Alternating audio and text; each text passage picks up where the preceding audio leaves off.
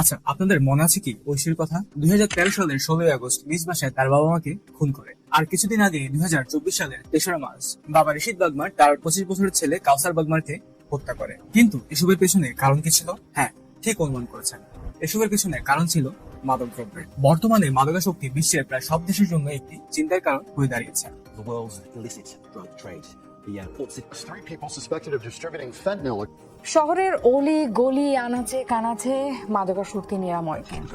আমরা সবাই জানি কোন দেশের যুব সমাজকে অক্ষম করার মাধ্যমে সেই দেশকে ধ্বংস করা সম্ভব। আর এজন্য মাদকের চেয়ে ভালো কোনো বিকল্প নেই। মাদক দ্রব্যে আসক্ত ব্যক্তি, তার পরিবার, পরিজন, এমনকি বন্ধু বান্ধব সবার জন্যই বিপদ বয়ে আনতে পারে, এমনকি হতে পারে তাদের মৃত্যুর কারণ। আর এদের উদাহরণ আমরা শুরুতে দেখেছি। কিন্তু এখন প্রশ্ন হচ্ছে, কিভাবে বাংলাদেশে বেড়ে যাচ্ছে এই মাদকাসক্তি? কাদের মাধ্যমে এটি ছড়াচ্ছে, আর কারাই বা এটিকে বেশি গ্রহণ করছে? কেন এত এত মানুষ মাদকে আসক্ত হচ্ছে, আর এর প্রতিকারই বা কি? এর সবই জানবো আমরা আজকের ভিডিওতে। আমি রিয়াদ সৌরভ, আপনারা দেখছেন টেকি অক্টোপাস। চলুন তাহলে শুরু করা যাক। 2013 সালের 16 আগস্ট নিজ গৃহে সস্ত্রীক পুলিশ কর্মকর্তার খুন হয়। খুনটি আর কেউ নয়, তাদের মেয়ে ঐশী হয়েছিল।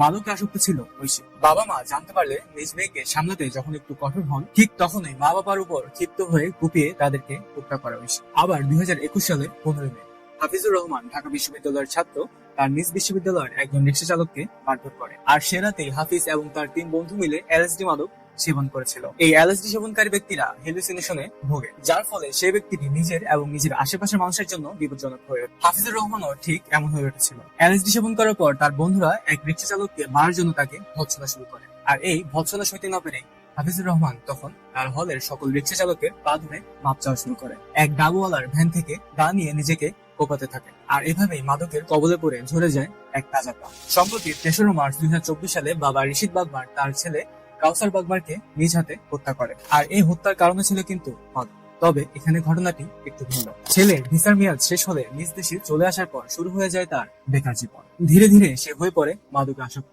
এক পর্যায়ে তার মা বাবাকে মাদক গ্রহণের জন্য জমি বিক্রি করতে চাপ দেওয়া শুরু করে, আর তা না করলে তাদেরকে হত্যার হুমকি দেয়। তাই ছেলের এসব অত্যাচার থেকে মুক্তি পেতে এক সকালে বাবা নিজ হাতে তার ছেলেকে কুপিয়ে হত্যা করে। কতটা অসহায় হলে বাবা কোলে পিঠে মানুষ করা তার ছেলেকে কুপিয়ে হত্যা করতে পারে? বর্তমানে মাদকাসক্তি সারা বিশ্বে দ্রুত বেগে বেড়ে চলেছে। বাংলাদেশও কিন্তু তার বিপরীত নয়। তরুণ প্রজন্মের কাছে মাদকের মতো ভয়ানক বিষ ছড়িয়ে পড়ার একটি অন্যতম প্রধান কারণ হচ্ছে এর সহজলভ্যতা। হ্যাঁ, আমাদের দেশে সকল প্রকার মাদকই কিন্তু খুব সহজে পাওয়া যায়। সিগারেট, গাঁজা, হেরোইন, মদ, ফেন্সিডিলের মতো মাদকগুলো আমাদের চারপাশেই পাওয়া যায়, আর এসবের দামও থাকে হাতের নাগালে।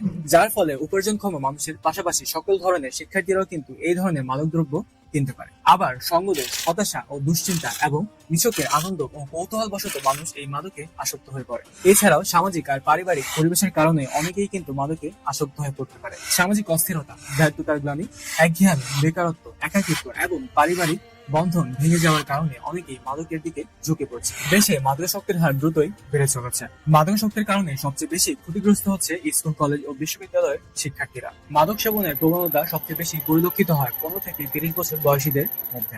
এই বয়সে অনেকেই হতাশায় ভোগে, আবার কেউ কেউ খারাপ সঙ্গ পেয়ে জড়িয়ে পড়ে এই ভয়াবহ নেশায়। সহজেই মাদক পাচারের ফলে এই মাদকদ্রব্যগুলো পৌঁছে যাচ্ছে যুব সমাজের কাছে। মাদক ব্যবসায়ীরা অল্প টাকায় অনেক বেশি মুনাফা অর্জন করায় কোনো ধরনের শাস্তির তোয়াক্কা না করে চালিয়ে যাচ্ছে তাদের মাদক ব্যবসা। তারা খুবই অভিনব কৌশলে কিন্তু এই মাদকগুলো পাচার করছে। অনেকে দোকানদার সেজে সবজি, মাছ, পণ্য, যে কোনো পণ্যের ভেতরে, এমনকি নিজের পেটের ভেতরে করেও কিন্তু ইয়াবা পাচারের ঝুঁকি নেন এই ব্যবসায়ীরা। আর এসব মাদকদ্রব্য বাংলাদেশে প্রবেশের অন্যতম রুট হলো মিয়ানমার ও কক্সবাজারের সাথে ঘেঁষা টেকনাফ রুট। এই টেকনাফ রুট দিয়ে এলএসডি এবং আইসের মতো মাদকদ্রব্যগুলো খুব সহজে বাংলাদেশে প্রবেশ করছে।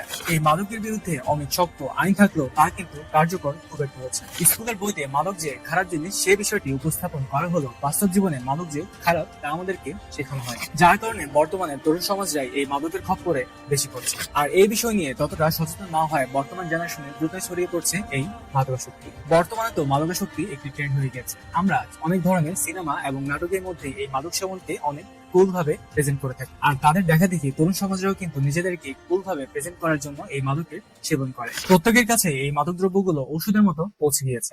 বাংলাদেশের মাদক নিয়ন্ত্রণ আইন 2018 সালের প্রেক্ষিতে 5 গ্রাম পর্যন্ত কোকেন, হিরোইন, মরফিন ও প্যাথেরিন পাওয়া গেলে 1 থেকে 5 বছর পর্যন্ত কারাদণ্ড ও অর্থদণ্ড দেওয়া যাবে। মাদকের পরিমাণ যখন 5 থেকে 25 গ্রাম হবে তখন 5 থেকে 10 বছর কারাদণ্ড ও অর্থদণ্ড, এবং মাদকের পরিমাণ 25 গ্রামের বেশি হলে যাবজ্জীবন কারাদণ্ড এবং মৃত্যুদণ্ড, অর্থদণ্ড কিন্তু দেওয়া যাবে। এছাড়া এছাড়া ইয়াবা সরবরাহ, বিপণন, কেনাবেচা, হস্তান্তর, গ্রহণ, প্রেরণ, লেনদেন ও প্রদর্শনের ক্ষেত্রে বলা হয়েছে 200 গ্রাম পর্যন্ত ইয়াবা পাওয়া গেলে 1 থেকে 5 বছরের কারাদণ্ড দেওয়া যাবে। 200 থেকে 400 গ্রামের মধ্যে হলে 5 থেকে 10 বছরের কারাদণ্ড দেওয়া যাবে। পরিমাণ 400 গ্রাম বা তার বেশি হলে যাবজ্জীবন এমনকি মৃত্যুদণ্ডও কিন্তু দেওয়া যাবে। অনুমতি ছাড়া কোনো ব্যক্তি অ্যালকোহল পান করতে পারবে না। তবে মুচি, মেথর, ডোম, চা শ্রমিক ও ক্ষুদ্র নৃগোষ্ঠী, তারি ও পচুই এবং পার্বত্য জেলার বা অন্যান্য অঞ্চলে ক্ষুদ্র নৃগোষ্ঠী ঐতিহ্যগতভাবে তৈরি করা মদ পান করার ক্ষেত্রে এই বিধান প্রযোজ্য হবে না। এত কঠিন শাস্তির আইন থাকলেও কিন্তু মাদক পাচারকারীদেরকে কোনোভাবেই দমানো যাচ্ছে না।